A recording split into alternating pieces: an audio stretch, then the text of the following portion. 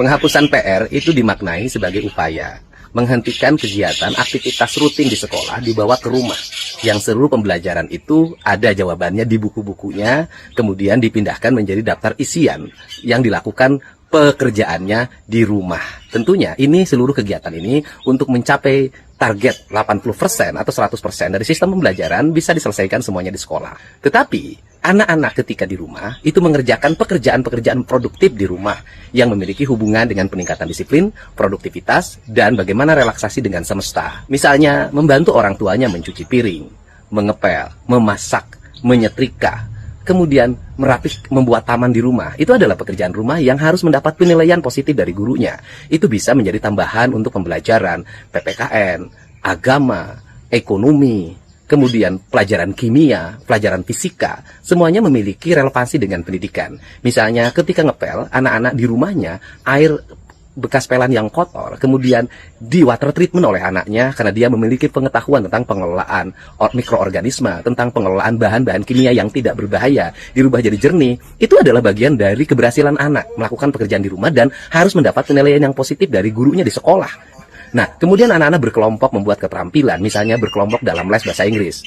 Kemudian sehingga mereka melakukan percakapan dalam bahasa Inggris dalam kelompok di rumahnya. Itu juga bagian dari pembelajaran sekolah, PR. Kemudian berkarya, bermusik, melahirkan grup musik yang berkualitas, membuat karya-karya lagu, menulis novel, membuat karya-karya puisi, memiliki grup dalam melakukan upaya mengembangkan diri dalam seni lukis, industri kreatif, membuat kerajinan, kemudian membantu orang tuanya di bengkel, kemudian menggambar mobil, mendesain motor, kemudian mereka bisa berkolaborasi dengan lingkungannya untuk membangun industri.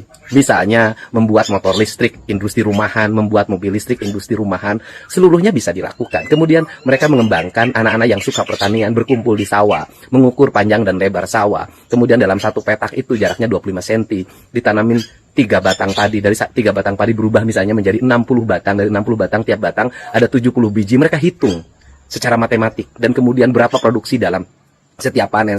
Sekali panen itu berapa bulan. Dalam setiap hari pertumbuhan padi itu berapa kenaikannya, tingginya, dan berapa jumlah pertumbuhan anak-anak padinya atau rumpun padinya. Ini juga bagian penting dari proses bagaimana pembelajaran di sekolah diaplikasikan dalam hal-hal yang produktif di rumah. Dan saya yakin bahwa pendidikan yang terbaik adalah pendidikan yang memberikan banyak pengalaman bagi muridnya, bagi peserta didiknya, dan pengalaman itu menjadi penghayatan hidup. Penghayatan hidup itu menjadi pada akhirnya membangun kenyataan hidup. Dan saya meyakini orang yang sukses adalah orang yang banyak pengalaman hidupnya. Dari seluruh rangkaian apa yang saya sampaikan nanti akan tertuang dalam surat edaran dari Kepala Dinas Pendidikan Provinsi Jawa Barat.